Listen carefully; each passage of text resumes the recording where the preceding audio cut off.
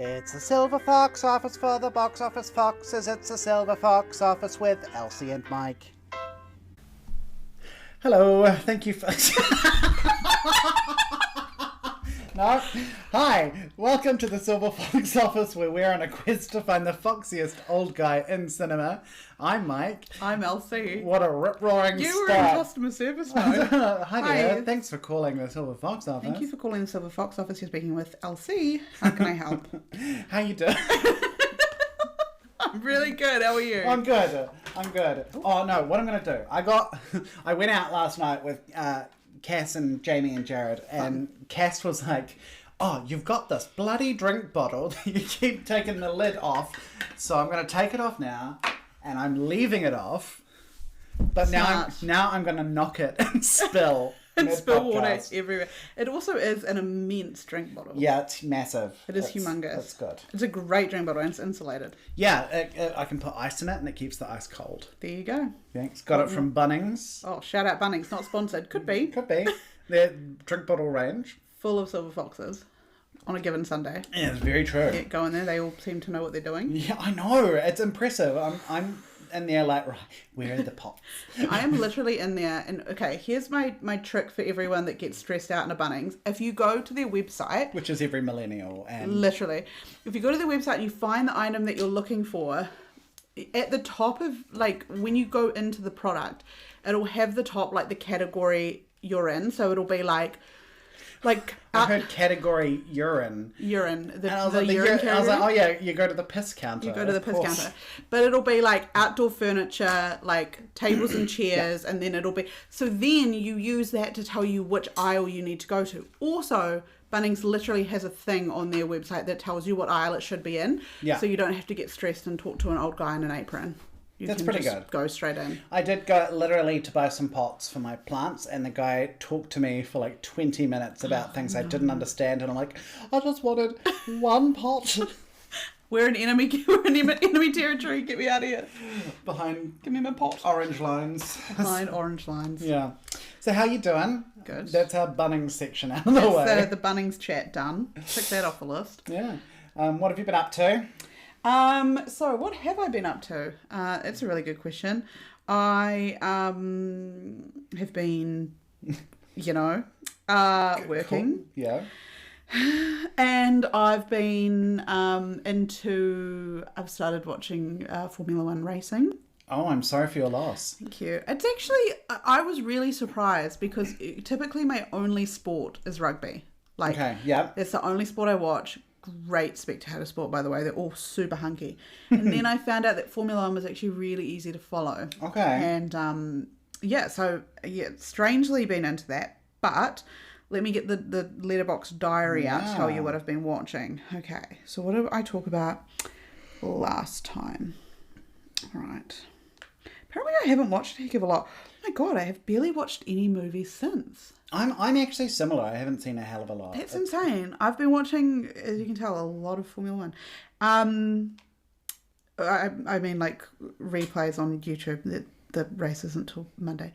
Are you going to see the Formula One movie?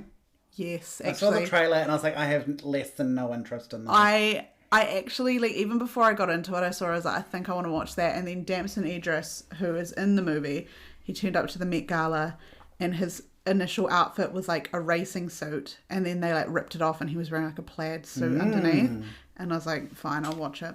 For the fashion. For the fashion. Watching also, Formula One for the fashion. Each of the 2025 drivers are in the film because they filmed some of it. Well, I think it's actually the 2024 drivers. I can't remember because they filmed some of it during one or more of the Grand Prix. So that'll be there. Anyway, apparently the only movie that I have watched since we last recorded is Marvel's Thunderbolts. Okay. I went to see that on Mother's Day. Oh, right. Yes. With your mum? Well, we were meant to go as a family, but then Mum ended up not feeling well that afternoon, so my sister and I just went on our own. And I actually really liked it. That's nice. As you know from me watching like Age of Ultron, I think I mentioned that in the last episode, I do quite like the Marvel films. Bucky Barnes is back, baby. Oh, and nice. He is so sexy. He wears his fuck-ass wig, though. Like, it's just really badly, like... Back to Rachel Weisz. It's so terrible. He wears a better wig in the post-credit scene. But it was actually really fun. It was a little bit corny. There was a little bit power of friendship kind of stuff there, which was a bit like, meh. But, for the most part, as a Marvel film goes, I think it was one of the better ones that have come out as of recent. Okay. Because some of them kind of fell off. I'm not really a Marvel person in general. Jared and I have been watching them over the past 3 years, so I can have seen them all. So you can catch up. I think we're up to the third Guardians film, or maybe we're just past the third Guardians film. That. I feel like the third Guardians film. I cried so hard that I hyperventilated. I was sick in that cinema. I've not cried so hard in a movie since. What was the last? The Fault in Our Stars. Watch that. Sobbed my eyes out. Guardians of the Galaxy. I cried even more. Okay, I'm just going back through my list to see what the last... God, I watch a lot of crap. I seem to be the opposite. I haven't been watching enough crap. I am excited for Fantastic Four, though. I do like Fantastic Four. Yeah, I'm very excited for that one. So that's a film I think I am going to... Also love that they're leaning into the whole, went to space, came back wrong type thing, which is the crux of the Fantastic Four, but is kind of overlooked in the other films. Yeah. Oh, no. The last one we watched was Ant-Man and the Wasp. Oh, sorry. Oh, no. The last one we watched was Captain Marvel. Oh, yeah, that's not bad. I liked Captain Marvel. A lot of people didn't. I liked it. So I don't remember what's next. We're watching them in release order. Release order. Oh, shit. What is next? I can't even remember. Guardians of the Galaxy 3 is quite recent. You wouldn't have watched that one yet. No. Okay, so we watched Captain Marvel in November last year. So it's been a while. So we're probably due for our next one. Get around to it. Yeah. Is that you, or is that... The only other stuff I've been watching, I think I know why I haven't been watching. I mean, I've been meaning to. They released the new season of You. I've been meaning to watch that. I haven't because I ended up just watching too many Formula One YouTube videos. Great. And then also, I went out this morning to the op shop and I bought a book. Nice. I bought Andy Weir's The Martian. Because I love that film. I've not read it and I've not seen the film, but we do have a copy of the book here. The film is really, really good. I really enjoy it. So I'm quite excited to read the book. And not as big of a book as I thought it was going to be. It's pretty slim, isn't it? It's quite a good size. And I also started a new audiobook when I was doing my nails the other night. I'm listening to the audiobook by Madeleine McCann's mother, Kate McCann. So it's very heavy listen. We went to the Heritonga Book Fair a couple of weeks ago, and there were 4 copies of that there. Yeah, it was so crazy because also I don't think she wrote it too long after Madeleine actually went missing. Too soon after. Yeah, okay. and it's absolutely I was doing my nails and because I've listened to some really heavy audio books before. I think I mentioned I have finished the book My Sister Millie by the older sister of Millie Dowler, who was a British teenager who was unfortunately abducted and murdered.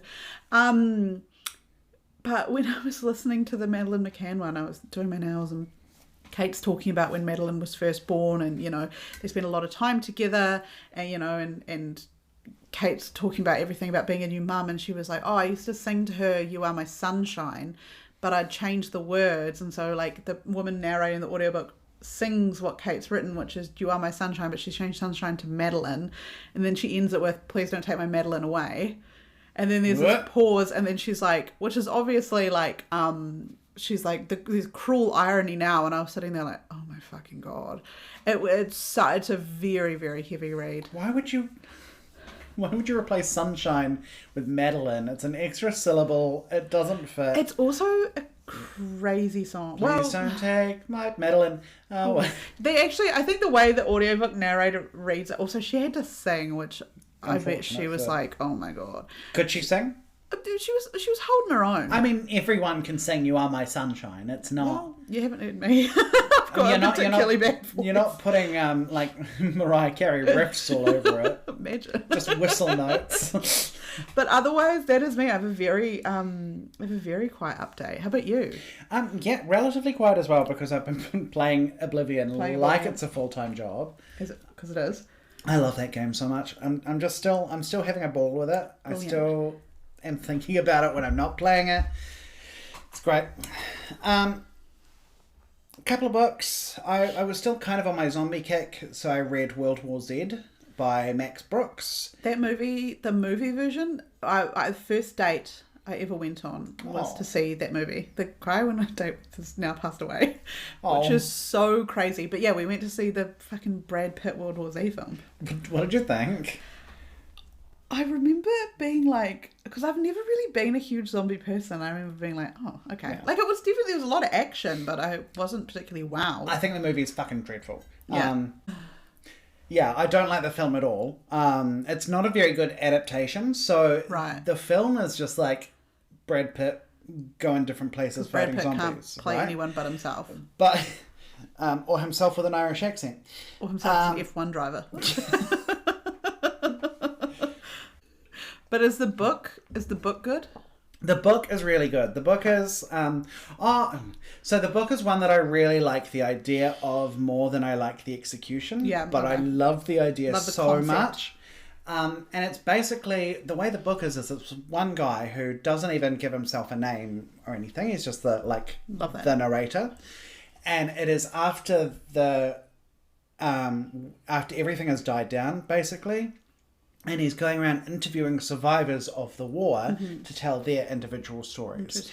And it goes all over the place. It's, lots in the States, of course, but he also goes to like Ukraine and Israel and Palestine, which it was written in like 2006, 2007, 2008, somewhere around there. We don't know as much as we know now. So it's also like it involves like Nelson Mandela turns up at one point and the Queen turns up at one point. So I'm like, okay, I'm going to read it as if it's 2006. Based back then.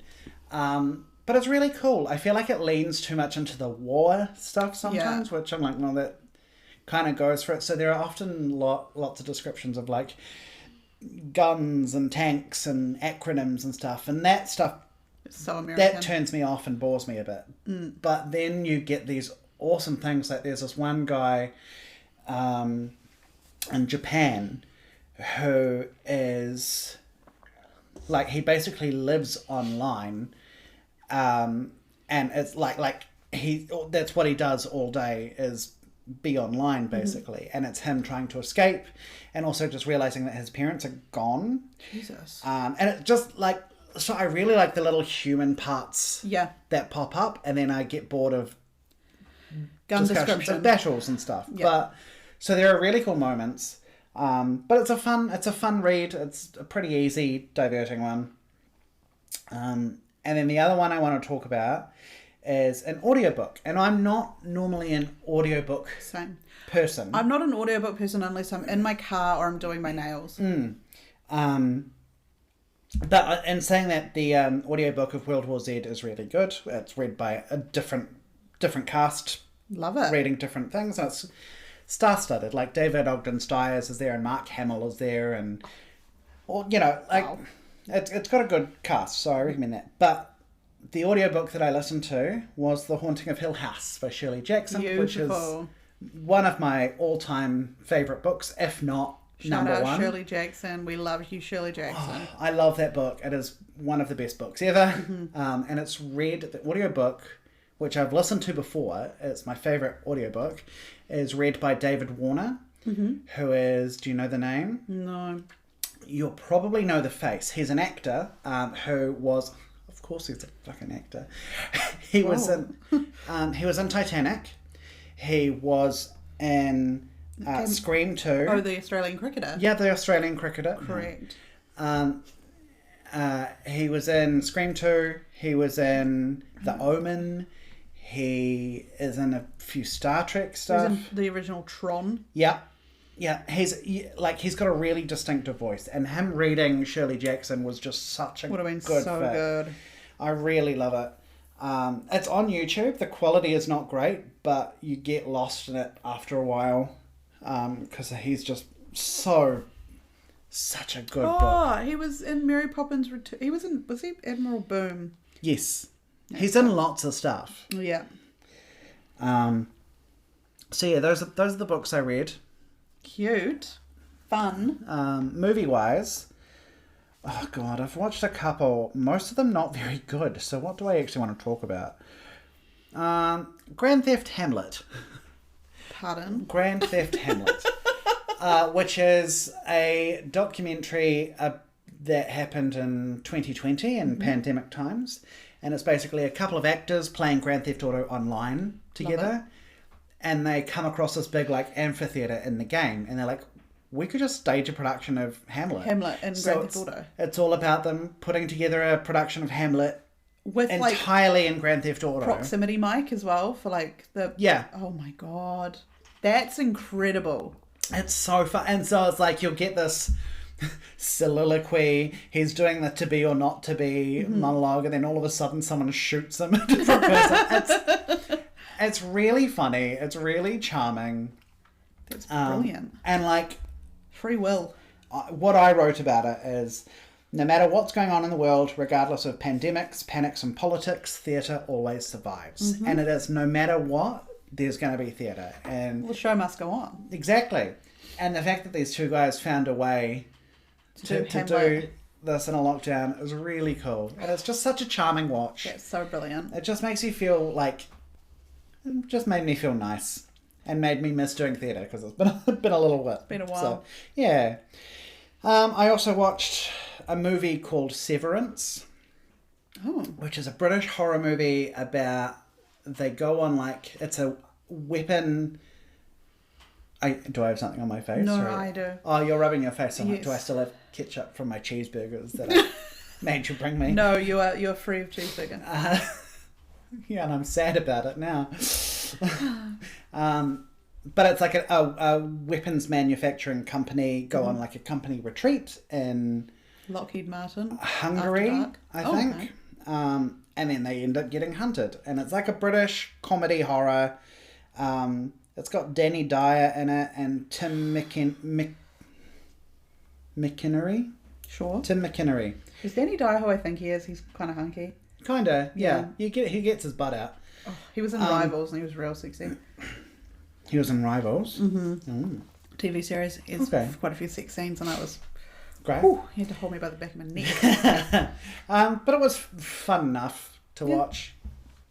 I also watched Fear Street 1994. Did you watch any of the Fear Street films? I have not seen the Fear Street films, but they've definitely been on my list for a while. Okay. Did you grow up reading Fear Street? No. Or Goosebumps or anything? I remember Goosebumps when I was a kid, but I was also a real big scaredy cat. Mm-hmm. So I tried not to engage in Goosebumps. Okay. I tried not to engage. I tried not to engage with Goosebumps. I won't let them into my... I feel it's like the veil's too thin. I'll get... You remember... The one I distinctly remember is the one with the puppet, Slappy. Yeah. He was awful. He haunted me. So, when I was a kid, and I mean 5 years old, 4 years old... No, 5 or 6 years old, I read Night of the Living Dummy. Mm-hmm. And I immediately asked my dad if he could make me a ventriloquist dummy. Yep. And he did. He did? He did. That's so sweet. Yeah. That's the part about being a parent is you're going to have to be prepared for all of your kids' very niche interests.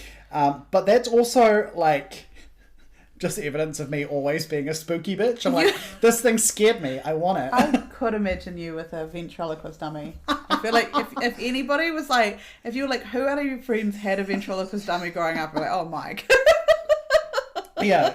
You'd expect to find me in a spooky carnival with calliope music. Yeah, I playing. expect to go to your house and then there's just a door at the end of the hallway with an eerie light glowing behind it. When I open it, you're just in the middle of the room talking to a ventriloquist dummy. And then your head spins around. Just having a discussion with the dummy. Having a chat. Slappy, me and Slappy. Yeah, chat with a dum-dum. Oh my god. Okay. And then last night I went to watch Sinners in IMAX. Oh, how was it? I love Sinners. I love Sinners it. is so good, It's guys. so good. It's just, if you didn't hear last episode, it's the second time I've seen it. Listen to the last episode for our proper Oh yeah, for thoughts our and proper discussions debrief. about it. It is an incredible film. Really good. It was also my first time, I think, seeing an IMAX film. Oh yeah. If I had seen an IMAX film previously, it would have. I think maybe we went to Auckland when I was little And did and one. maybe watched something. But it wouldn't have been a movie. It would have been like a little Walking with the Dinosaurs documentary or Yeah. something like that. I won tickets to the Flix, not sponsored, could be, Flix premiere of Gladiator 2. And I took my dad and we saw it in, I think it was VMAX. Mm-hmm. Or it might have just been IMAX, I can't remember. Effing What the biggest, hell is VMAX? where it's meant to be like the screen as well as the audio and stuff like that. Okay. The fucking biggest movie screen I've ever seen in my entire life, and like a curved screen, like insanity. So we went with Jamie and Cass, and Cass thought that it was on a dome above her head. So she saw this massive screen and was actually a little bit disappointed. Did you think that you're going to watch it at the fucking planetarium? Yeah, pretty much. She thought it was like Actually, for your birthday, hit up the Carter Observatory and be like, can we play Sinners? Because they have this bit in the Carter Observatory where you sit in these seats, and the seats are designed so that you like tip back and you stare at the ceiling. that. Yeah, Ask them if they can put Sinners on the screen. that would be really good. Jared and I went to see... the name of the movie's gone right out of my head, and I was talking about it last night. Oh, this is bugging me. My brain is just saying Final Destination, and it's not Final Destination. Five Nights at Freddy's.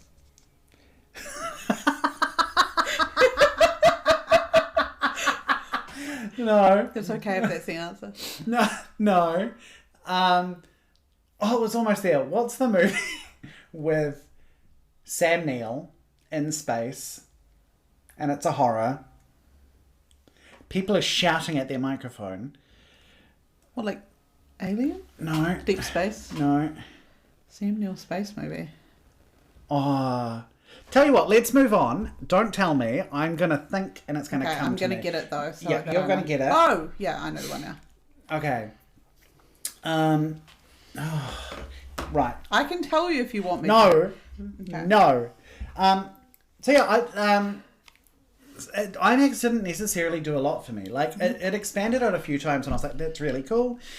But I think I would have liked it if it was just all bigger. But Jamie was like, yeah, that's actually really hard to do and Yeah, really expensive. that's So I was like, not how it works. Okay, it's not just, make it bigger.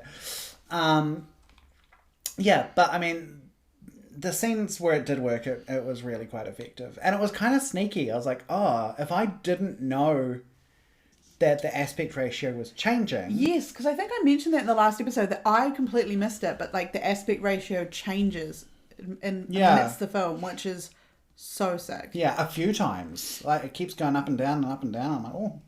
That's what I was doing when I saw Michael B. Jordan. When I saw... Oh, there's a scene with him carving a steak, like a wooden steak, and just you watch his biceps going, and I was like, oh boy, insane. when are you 45? He is a fucking insane. Yeah. When we saw Thunderbolts, I don't know what was going on. It was such a crazy experience. they didn't fully open the curtains on either side of the screen, so when it started, part of the two sides of the screen were projected onto these curtains. So thankfully this guy that was sitting next to my sister went out, and then all of a sudden the screen the curtains opened, so we're like, oh, that's good. But I'm so sorry if you were in my screening of Thunderbolts. I'm not meaning to make fun of you, but a family walked in late. Oh, they no. were the last ones in. It wasn't during the movie, but it was during the trailers and stuff.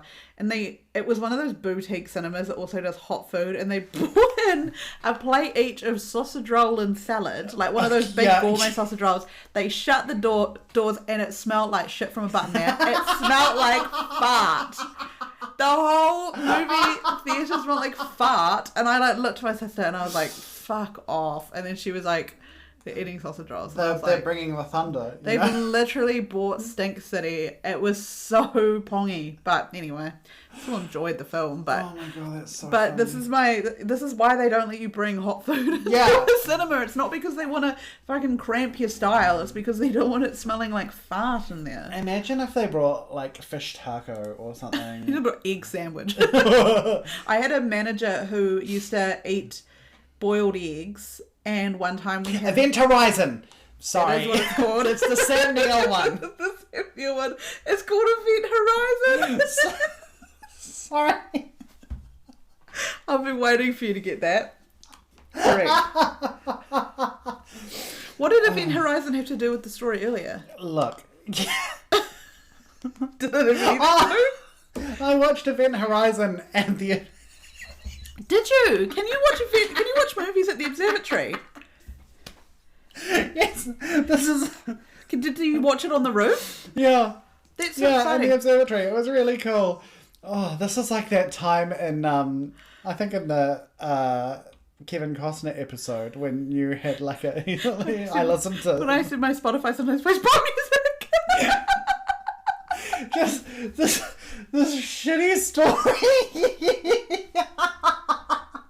You don't even want to tell it anymore. I tell you what, like, Oh, when I boy. was editing that episode and I heard that again, I fully had to pause because I was fucking crying. The only time I went and saw the observatory thing, we watched it, they put on a documentary about, like, planets, and it was narrated by David Tennant. Oh, cool. So that's the only thing I've seen there. They do, yeah. So they do like special events where they have like a little season. So I know they did, like, I think the time I went was specifically for horror. So they did Alien, Event Horizon, and Attack the Block. But they'll do this from time to time. They'll just have many, normally up, like sci-fi cinemas. space. I'd love that. That'd be great. That'd be so good. So Elsie, now that we've had that very important discussion, we're blitzing through this though. This is quick we're for killing it us. because last episode was nearly 2 hours long. Oh, Jesus Christ. What's a silver fox? What are we here to do? Great question. Thank you. Silver Fox is somebody over the age of 45. Yes, 45. Argue with mother, don't argue with me. Who has silver hair, might be greying, has silver hair energy, really. But most importantly is they have to be fuckable. Yeah. We have to want them carnally. Yeah. We do. Gender also does not matter. Gender's not a thing here. We don't care. Doesn't exist. Any and all. More the merrier. Yeah. The more we can get. And so for this episode, I picked the actor. You did. And who was it? Our actor today is the one and only Benicio del Toro. Oh, what an excellent shout. I have a thing for old men with sad eyes. Yeah. You've heard the Steve Buscemi episode. It's a natural progression. It was only a matter of time before we got Benicio del Toro. I did see a review at one point for one movie that was like, I would do anything for Benicio del Toro and his eye bags. Oh, honestly, he's like insanely sexy. The sexiest a droopy face can be. Do you know what I mean? Like, his face is droopy and craggy and, And it's just incredible. perfect. Like, yeah. he's got those lips. the perfect wrinkle ratio. Oh, He is a fit man. he's a sexy man. He's very sexy. And, like, undeniably, when he was young, very sexy. Like obscenely beautiful. But to me, like, as he's got older, he's just aged. Yeah. Fine wine. Like, he's sexy when he's twinky, because he is pretty twinky. Yeah. He did suffer a bit of twink death, because he's definitely not twinky any longer, but he's, oh my God, he's so crazy. Yeah. Sexy man. And he was one where, if you heard the last episode, I was saying that I'd kind of been like saving this one up for the right moment, but there's just no right moment for these Every things. right moment is the moment for But he said Benny D. I would genuinely let him do things to me that made my parents cry. I did not like calling him Benny D. I don't think anyone calls him Benny D. No. Benicio. Benicio. Benny could be... You just usually don't like calling him Benny D. Yeah, no, but I feel like Benny D makes it worse. Benny is fine. Benny. Anyway. See you. So, we'll get into it. I'm just going to jump right off. Yeah, what's your film and or films? Okay, can I just say, I've got one main film. My honourable mentions list is longer than my fucking knob, alright? I mean, it's an impressive list.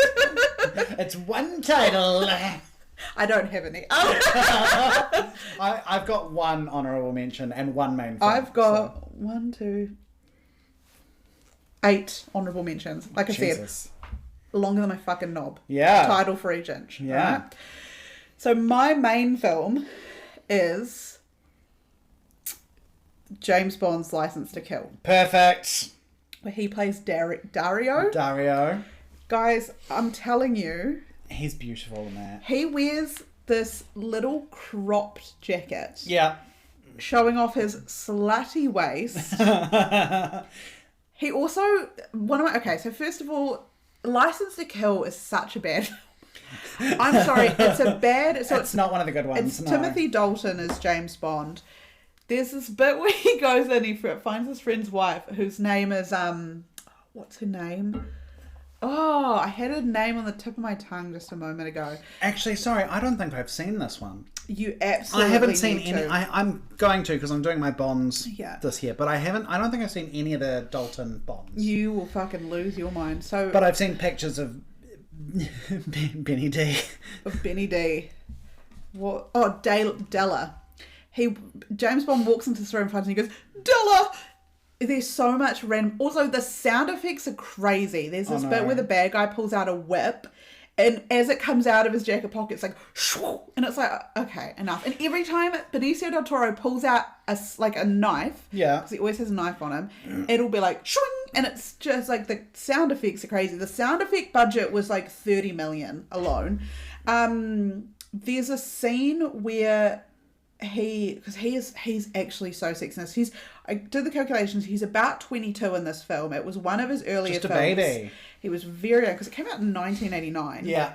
So there is this bit. Because that was the last one before Brosnan. Yes. There's a bit where James Bond and this lady are at a bar, and Benicio del Toro and another one of the henchmen, because Benicio del Toro is like a henchman for the bad guy. Yeah. They come into the bar and they sit down on the table, and Benicio del Toro is trying to talk to this woman, Bond's friend, to be come with him or something like that.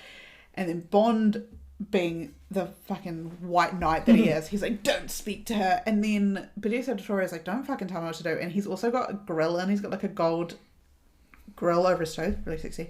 Anyway, next thing, because she's got a pump action shotgun under the table, right? Of course. She puts it As do we all. Benicio del Toro's crotch. What? Camera zooms in on his crotch where she's pushing the fucking gun into his lap. I was like, this is crazy. I mean, if you had your way, that wouldn't be the only thing pumping on his crotch. Oh no. And also, can I say, there's a bit at the end where he and Bond are showing down and he spits on James Bond. Oh. He's like, and I was like, oh, me next. He is so crazy sexy in this film, and his eyes are sparkling. He's got a weird little accent. He says some things really crazy, but this little cropped jacket is so cunty. It's crazy. Also, it's a fucking insane film, by the way.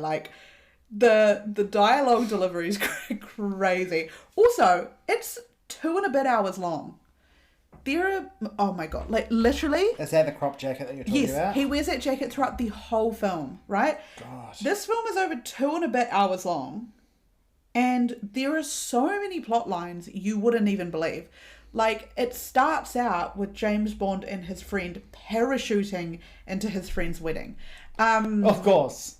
There are If you don't do that for my eventual wedding, I'm going to be... I will do it just for you. I'm very upset with you. The movie was way too fucking long, because also Benicio del Toro's not in it for a huge amount of time, but he's in it enough, and every time he's there, there's a bit at the end where they're at a fucking cocaine factory or something, which is also masked behind an evangelical guy who's on television trying to get donations and stuff. Like I said, too many fucking plot lines. Okay. So they're at the coke factory, And they're showing a bunch the bad guys. The cocaine factory. The cocaine factory. Not the Coca-Cola Not the factory. Coca-Cola factory. So the bad guy's financial advisor, who looks like Formula One driver Oscar Piastri, I'm not even joking, he looks like him. He's showing a bunch of Japanese businessmen around the factory because, of course, Japanese businessmen are wanting to know about the fucking Coke industry.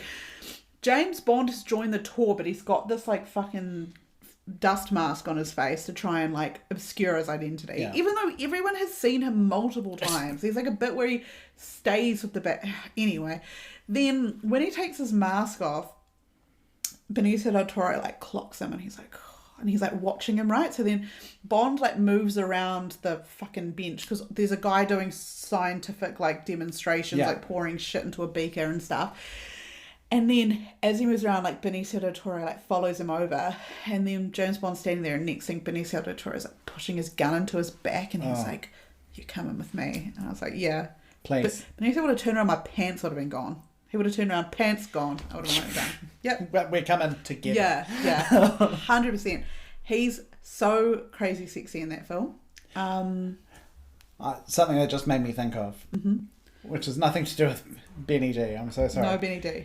When Jared and I were in New York, we had just seen a show, and we left, and I was really thirsty. I really wanted to drink a Coke, right? So we were walking, and I was looking into all the little stores, and they were all drug stores. You know, they had these little, all over the place, little like kiosks that sell weed because it's legal there.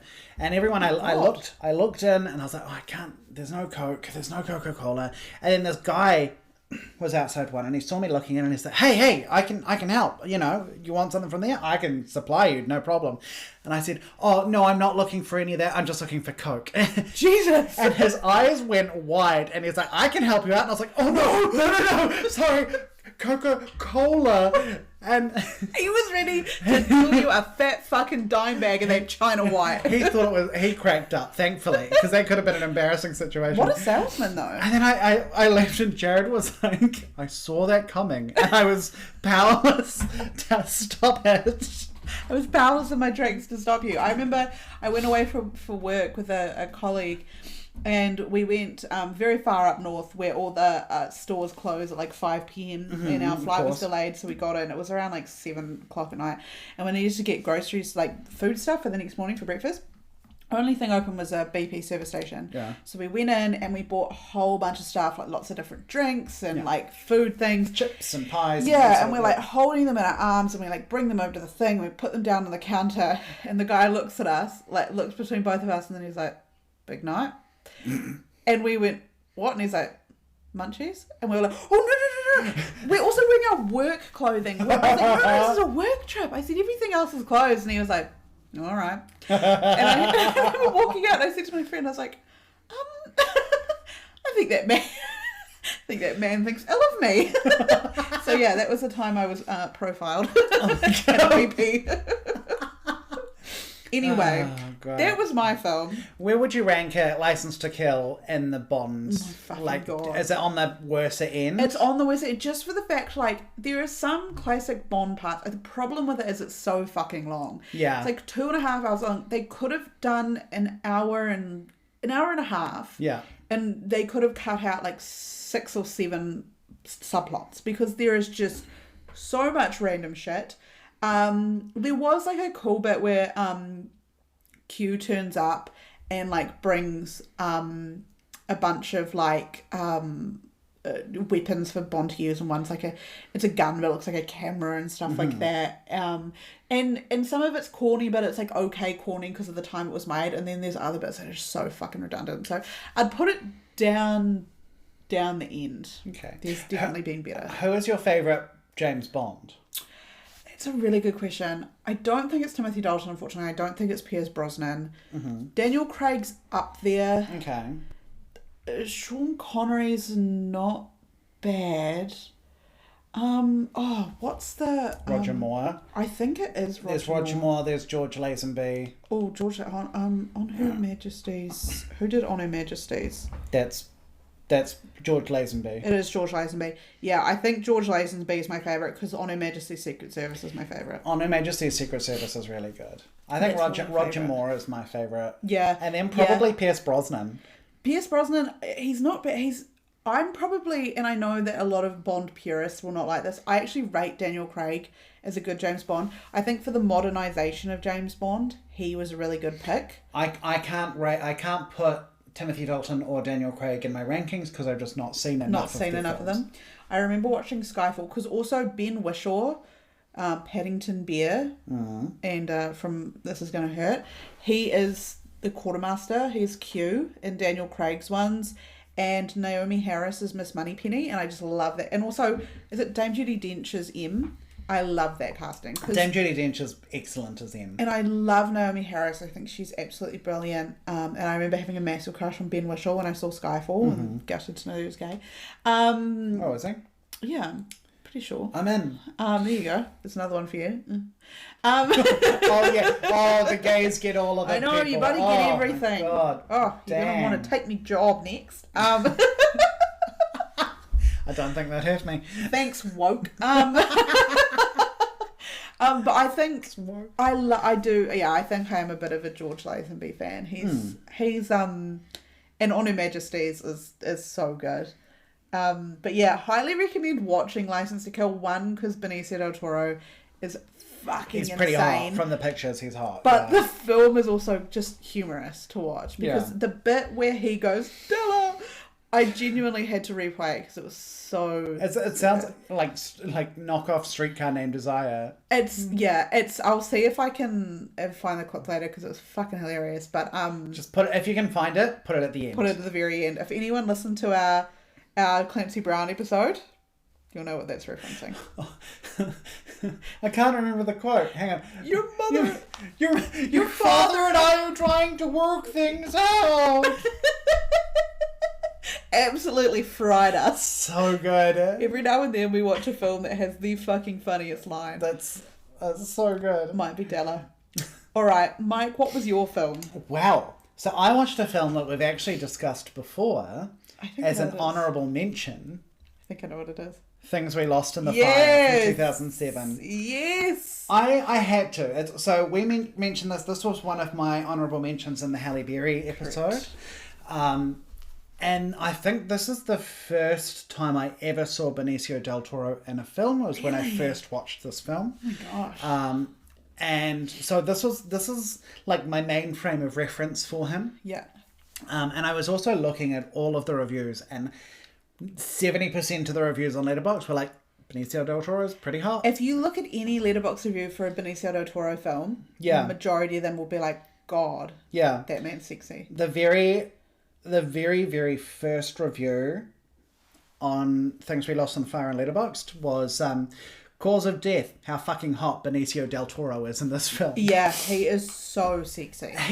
So it's an interesting one because in the film, the point of the film, the story of the film is that Halle Berry and David Duchovny are a married couple, and Benicio del Toro is David Duchovny's best friend. They grew up together, they've been best friends since they were kids. And Halle Berry hates Benicio del Toro because Benicio del Toro is a drug addict and he lives in a rough time, and so she's afraid whenever David Duchovny goes out that he's going to get hurt in a rough part of town. But Benicio del Toro is really, he's nice, he's just an addict living in a rough part of town. And David Duchovny gets shot and killed. And on the day of his funeral, Halle Berry is like, I never told Jerry. I never told Benicio del Toro. So she tells him, she gets her brother to tell him, and her brother is Omar Miller. So I had a cornbread jump scare because he's cornbread in Sinners. And he turned up and I was like, cornbread! But yeah, so basically he just finds out and has to go to the funeral immediately. But they sort of begin this relationship. So fair. And he relapses again, and she supports him, and he ends up living in her like granny flat that she's got. Nice. And it's all about their relationship and how they connect and how they don't, and their chemistry. Like their chemistry is just so beautiful and so tender. Two and very strong actors. They are. They really are. And it never... It's a weird one because there's this undercurrent of like, is it going to turn sexual? Is it going to turn romantic? And you never want it to. Yeah. And thankfully it doesn't. Nice. But it is just like, you feel like maybe sometimes they want to. Yeah. But there's something bigger looming over them that makes them not. Yeah, and I really like it. It's really sad. It's really, really sad. I've had it on my watch list since you mentioned it for the Halle Berry episode. But he throughout a lot of it, he is going through withdrawal symptoms or whatever. So he's often like dirty and clearly needs a shower in a suit that's rumpled and too big on him and sweaty. And I'm like, oh. It works. There's something about that man that I'm like, I would. I would. Cotton out of that rumpled suit. I'll rumple his suit. But he's also so clearly a good guy. You know, he's like, there's this one scene where he just asks David Duchovny a question about his business, and David Duchovny's like, he had no reason to know about that. He just read it and remembered it to talk to me about it. Because he cares. And just seeing him interact with Halle Berry and David Duchovny's kids, and he's just such a big sweetie. He's made some tough choices, but at the core of it, good man. And there was actually this moment that, like, I feel like it should be sexy, but it was too tender and sweet to be sexy. So Halle Berry and David Duchovny, the way, like, she can't get to sleep a lot of the time, so she gets him to put his leg, like, over her waist and his hand on the side of her head and, like, rubs her ear, and that's just how she gets to sleep. And so after he dies, she can't sleep, and so she actually goes to Benicio del Toro and she's like, I can't sleep, I need you to do this. So he does, and it's so clearly not sexual, but the scene is so interesting because you're like, this keeps going in a direction that I don't expect it to go. Yeah. And it's about that idea that, like, even though naturally you would assume, oh, it's going to become sexual because, you know, they're two attractive people. Because who wouldn't with those two in the bed? 100%. I would have been laying between them like, me next. I'll dig your ears. But it's actually more about the emotional maturity between them to be like, because she's obviously still grieving. Yeah. She's reached out because she needs this, and he's like, he obviously knows what kind of role he plays in this relationship. Yeah. But and I think just the charisma that he has is one of the sexy things. I think it's, from what I've seen, I haven't seen a huge amount of his stuff. I'm not... He just naturally exudes charisma. Yeah, but I think it is the strongest performance of his that I've seen. Mm-hmm. He's really got so much inner life to him. He's great. God, and Benicio. Pairing him with Halle Berry is an insane choice. Honestly, bisexual fever dream. Till the paint is peeling off the walls. Right. Till the room stinks. Till the room smells like sausage roll. And he also, like, clearly knows till the room stinks of sausage roll.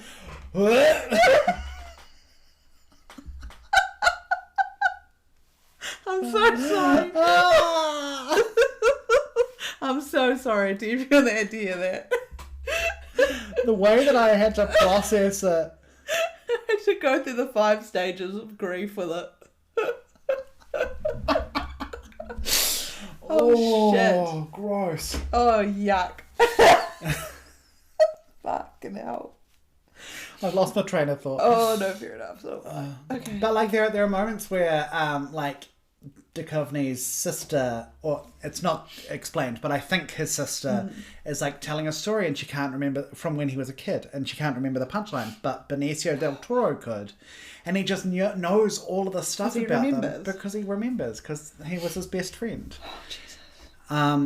And there's this other really lovely moment, which Benicio del Toro is not really a main part of, but he gets this sort of love interest who's a fellow addict. Mm-hmm. And she comes to a dinner and she just starts asking Halle Berry and the family questions about David Duchovny. And just, like, minor things, like what kind of toothpaste did he use? What what did he drink after dinner? Did he drink a wine? Did he drink coffee? What did he drink after dinner? Okay. What was his favourite movie? But it's just like a way to get you to think about things that you wouldn't necessarily think about otherwise. If a loved one dies... Yeah, why would you remember, like, what toothpaste they use? And so it's actually something that whenever I, like, have experienced a loss since, I'm, like... I like thinking about those things. Those small things that you don't want to forget, because it is still a part of them, isn't it? The toothpaste they used is still a part of who they are. And in some ways, like, the small things that we do make up a person more than the big gestures, right? Exactly. Like the fact that I have a Coke Zero with dinner and every time, that's just part of me. Like, I probably, for the past 15 years, I haven't gone a day without a Diet Coke. Yeah. And that's part of me. And I think we are inherently all... when we say Coke... we mean a cola. I think we are all inherently, like, mosaics of little things that make us up. But we're, down to what our, sushi order is, or what we get from the Indian restaurant.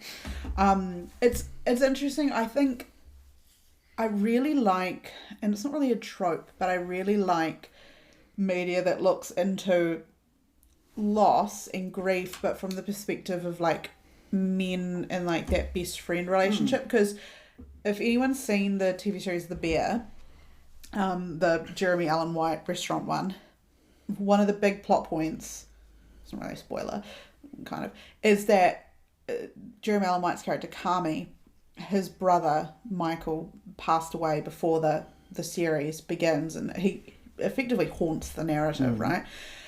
And there's another character played by Ebon Moss-Bachrach, that's how I pronounce it, and they refer to him as cousin Richie, and Kami always refers to him as cousin and all that. And so Sydney, she's new to the restaurant. She asks Richie, like, how are you cousins on your mum's side or dad's side or whatnot?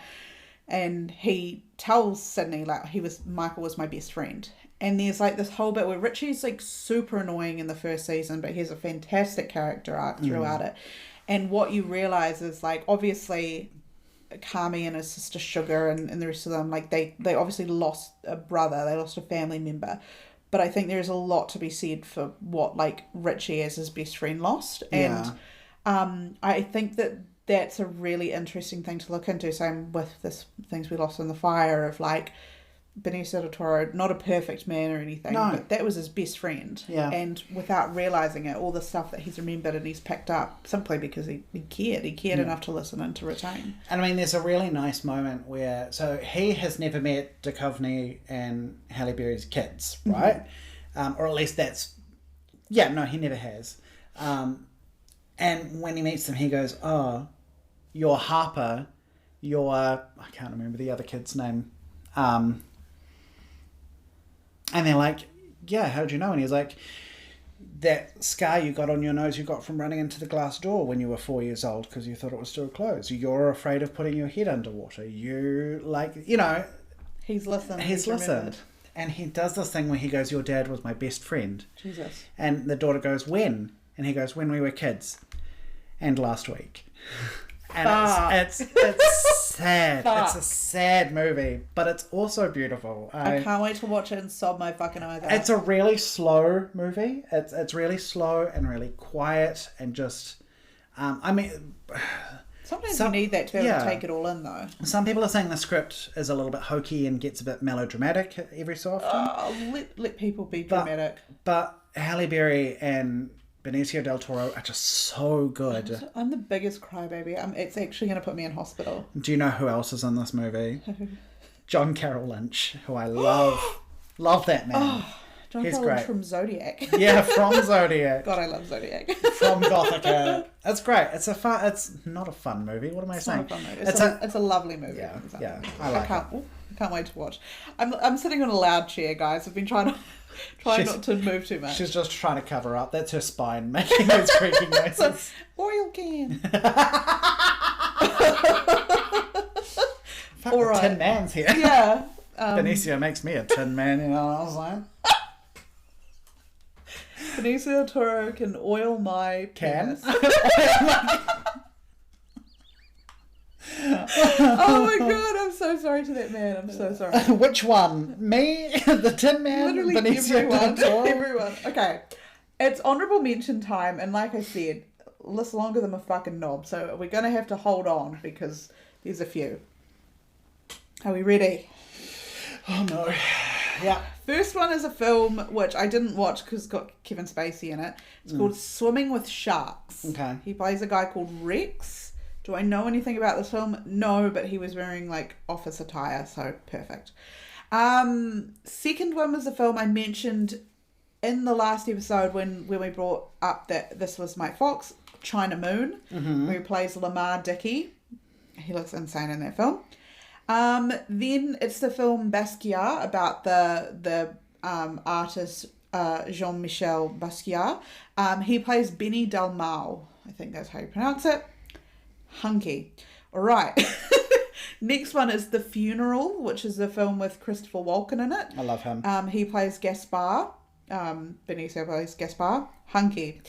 Next, we've got the Guy Ritchie film Snatch, where he plays Frankie Four Fingers. Hunky. All four fingers. All four fingers, because he lost one. Then we Where have... did he lose it? If we say, Can't tell you. Then we have the film Sicario, which is one of his new ones. It's got Emily Blunt in it. He plays Alejandro Gillick. Hunky. Next, we have the Wes Anderson film The French Dispatch. Uh-huh. He plays Moses Rosenthaler. Yes, he is technically like a murderer in that film, but he is hunky. That's he's got alright. a shaved head. He's got a beard. He's like big bones. Like he's fit. We don't mind. We don't mind. Fictional murderers on this Exactly. podcast. And then the last one is another newer movie called Reptile, where he plays Tom Nichols. It's on Netflix, so I probably will end up watching it. But yeah, that's my list. Like I said, it's too many movies to have watched every single one of them, to be honest. Well, no, I could have. Seems like I had a lot of free time. But some of his hunkier performances, Google them. I implore you to Google them. How about you, Mike? What's your honourable mention? So yeah, I had one, and then I thought of another one while you were speaking. That was actually a film I was thinking about watching. So the one I had already was License to Kill. Yes. 100%. Hot. 100%. But the one that I actually thought about this, when you said Benicio del Toro last time, I thought of Things We Lost in the Fire immediately, and then I thought of this film straight after, and I was like, maybe I should watch that one. And that's The Wolfman from 2010. Oh yes, where he plays the Wolfman. Yeah. Yeah. I think he's pretty sexy in that. Like, he wears lots of, like, old-timey Yes. clothes. Yeah, but I haven't watched it in a long time, so I can't talk about it too much. And honestly, I didn't think it was a very good movie when I saw it. Those Universal Monsters ones, they went through a little phase where they didn't do very good ones. Yeah. It's too much CGI. Yeah. You need practical I really liked effects. the most recent Wolfman. Yeah. Practical effects are so back, baby. But the original Wolfman from the 40s is one of my favourite Universal monster films. Oh, So yeah. I think that's... Back when they had to rely on practical effects. Yeah. There was no other way. So good. It's time for Fox Facts. Whoop. Where if we have our own like facts, we can bring them to the table. But if we otherwise, we go on their IMDb pages and we find the shittiest facts you've ever seen in your life. I do have a fact to bring to the table. So do I. You go first. So my fact is that he is in a film with Alicia Silverstone called Excess Baggage, and he's very sexy in this film. Don't get me wrong. It probably could have been on my honourable mentions, to be quite honest. But this film was like, I think, written and maybe produced by Alicia Silverstone. She watched the film The Usual Suspects, saw Benicio del Toro, got a crush on him, and then wrote a film so that he would be her love interest. It is a terrible film. It is so shit, but I completely respect the game of seeing a guy and being like, that guy's sexy, I'm going to write him as my love interest, and it fucking worked. Yeah. So mad respect to Alicia Silverstone for that. The one I have off the top of my head, he is... Hang on, I need to get the years correct. Okay. He is exactly 24 years older than me. We share a birthday, February 19th. That's so so cute. It's Must be a great day. that's all right. Also, I think my cat loves him. So this was Morgana. We'll share this photo. She's just sitting on her dresser right next to the screen, She's so looking me. at him adoringly. She is so me. She was sitting there for like most of the film, I'll be Just honest. looking at him longingly. She loved him. She True. And anytime he wasn't on screen, she was like, "Man, I'm not having a bar of it." I love a girl with ambition. Yeah. We'll share that photo on the Instagram. I think that is the cat version of me then. Oh dear. I've seen here, I said that he was 22 in License to Kill. It looks like he was 21 because apparently he's the youngest person ever to portray a James Bond villain. To betray a James Bond villain. Portray. Yeah. It sounded like you said betray. That's fine. I wish he'd betrayed the villain. Oh. Apparently he burned himself with cigarettes repeatedly for the elevator scene in Fear and Loathing in Las Vegas because the real Oscar Zeta Acosta did as well. The shots of the burn were deleted. Oh. Did all of that and they're like, nah. Oh, he was the front runner to play Darth Maul in Star Wars Episode 1 The Phantom Menace, which he turned down after the screenplay was rewritten and the role was considerably reduced. The role went to Ray Park. Interesting. He would be hot. He would be... I mean, 100%. Darth Maul is already kind of on my hear me out cake, I'll be honest. But I can't... We should do a bonus episode called Hear Me Out. yeah. And it's about characters. Yeah. I would like to do that. I would. Had a cameo as a background character in Madonna's music video La Isla Bonita. Oh. No relationship to filmmaker Guillermo del Toro, despite a popular misconception. Oh. Apparently he's passionate about oil painting. Aren't we all? Mark Ruffalo was a fellow student at the Stella Adler Conservatory in Los Angeles. Do you think they explored each other's bodies? 100%. And I was supposed to have seen it. If only you were at the Stella Adler Institute or whatever it was called. God, take me back. Del Toro means of the bull in Spanish. There's a song by Remy Wolf called Toro, and it's basically about having sex with a guy that's like so big, it's like that she feels like a bull rider or like a matador. Well, you know what they say. You got to grab the bull by the horns. I'm going to listen to it and think of Benicio del Toro now. Oh my god. He has an older brother, Gustavo del Toro, who is a physician in the United States. Imagine that guy being a doctor. I'm sure he's hunky as well. There's not a hell of a lot of facts in here. I think he's quite a private man. Which, love. That means we can say whatever we want about him. We can say whatever we want. That's so lovely. His father owned the property across the street from his childhood home, so turned it into a full-size basketball court. So he and his brother Gustavo could practice and play with their friends. That's lovely. Cute. He appeared with his ex-girlfriend Valeria Galino in 3 films: Big Top Pee-wee, The Indian Runner, and Submission.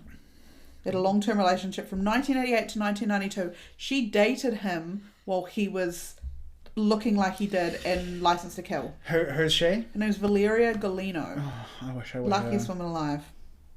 She also, I just looked at a picture of her, very beautiful, makes sense. Benicio and longtime friend Josh Brolin were once told by then Miramax film executive Meryl Poster that they were the worst auditioners she had ever witnessed. Come on, Meryl.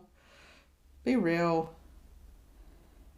Became a father for the first time at age 44 when Kimberly Stewart gave birth to his daughter Delilah Genevieve Stewart Del Toro on August 21st, 2011. She's the granddaughter of Rod Stewart. Oh my god. Benicio del Toro had a kid with Rod Stewart's daughter. Oh wow. And when like his lawyer or his publicist announced it, he's like, they're not in a relationship but they've had a kid. And I was like, honestly, yeah. Yeah, sure, mate. 100%. I think that's me. Beautiful. I think... Beautiful. Alright, so this part, if you're familiar with the podcast, you'll know about it. If not, it's called Does This Fox Fuck? Yeah. It is a Punnett square that we do. And along the x-axis, you've got knows what sex is, doesn't know what sex is. And along the y-axis, you've got fucks, doesn't fuck. And you could see them fuck in the film. Yeah. But that doesn't really mean anything. It's about the energy. Yeah. So, I'm going to say for Dario in License to Kill, he looks like that, right? And he's also quite, like, forward when they're at the bar and he's talking to the chick that puts the pump action between his legs. Like, I'm thinking he does. Okay. He definitely knows what it is, and I'm thinking he does. There's also a bit at the very start of the film where he, like, jumps to get in the back of this, like, fucking Jeep, and he's just so sexy. There's no way he's walking around and people aren't seeing that little cropped jacket and being like, we're on. So I think inherently, yes. Is it happening all the time? No, because he's also very loyal to, like, the game, so I reckon he's... But I think he's fucking. Okay. How about... What's his character's name? Jerry.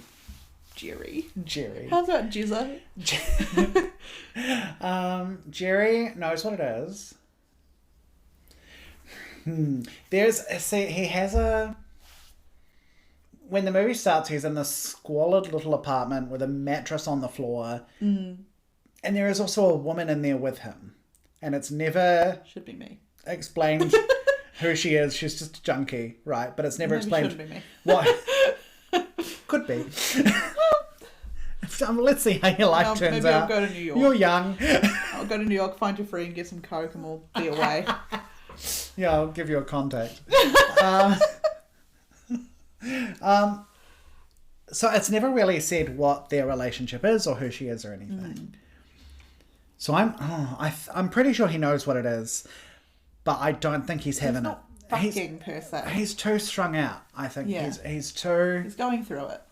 Yeah, he probably has historically, but he can't get it up if he's definitely not at the moment. He's got too much gone on, which is fair. We respect. Yeah, but I would. Yeah, 100%. If I were there, he would be. If he ever wanted to, he has options. Yeah. Jerry has Maguire. Good Lord. Jerry. All right, it's now arguably the most exciting point of the podcast where I get to ask Mike the question, who is the next fox? Oh my God, Moira from Schitt's Creek is here. Take 100 naked pictures of yourself right now. You may be thinking, oh, I can't do it. I'm too spooky. Nobody wants to see these tiny boobies. Actually, real shit though, that line she does about taking 100 naked pictures of yourself when you're young is 100% true. Yeah. You're never going to look like this again. Guys, take 100 naked pictures of yourself right now. And I'm allowed to say that because everybody listening to this should be over 18. Yeah. Anyway, if you're not over 18, do not take sexy pictures of yourself. Don't. Please. Throw your phone out the window. Jared and I quite often quote Schitt's Creek, just her. She's like, I have a question. And it's like, I am approachable. Mine's the one Alexis Rose's song. She's like, I'm a cute, huge yacht. I'm a little bit tipsy. Woman, I'm not. Oh dear. Kate Winslet.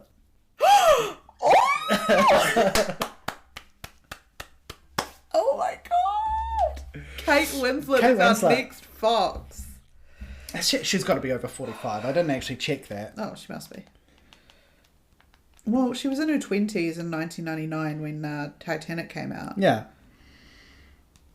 Kate Winslet. Yeah, she's 49. So this would be our first person under 50. That's insane. Because wasn't Michael Shannon our youngest? Michael Shannon was our youngest, yeah. Which is actually insane. So Kate Winslet will now be our youngest. Our youngest ever 49. fox. There we go. I'm very excited for that. What a great shout. I love her. I love her beautiful. very much. She's beautiful. She's a great actress as well. Oh, I'm so excited. I've got so many films in mind. Oh. All right.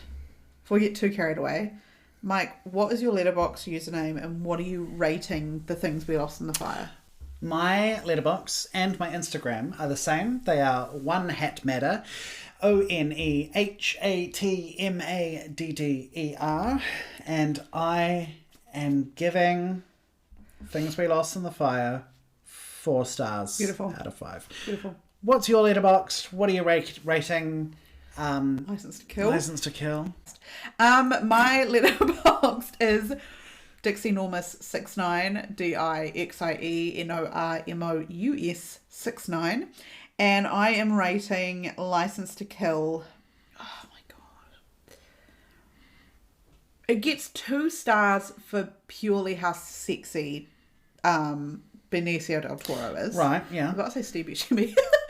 Well, Every movie gets a solid 2 stars just because Steve Buscemi exists and he's sexy. He doesn't have to be in the film. I'm just saying, the film gets 2 stars. Yeah, we're just happy to be in a world that is shared by Steve Buscemi. So, License to Kill, 2 stars because he's really sexy. I'm going to give it a half star for everything else because I'm telling you, it is a fuck-ass film. So, I'm going to give it 2.5 stars. Okay. I feel like I've talked about this before. I'm okay with watching a shit film as long as it's their hunkiest film. Like, if anyone remembers the Clancy Brown episode, I watched this fuck-ass film called Blue Steel, and it was so awful. You hate it so much. It was buns, but I still watched it, and I brought it to the table because it was sexy, and it's the same with the Kate Blanchett episode where I watched The Gift, buns film. What do you think is the worst worst movie you've watched for the sake of the pod?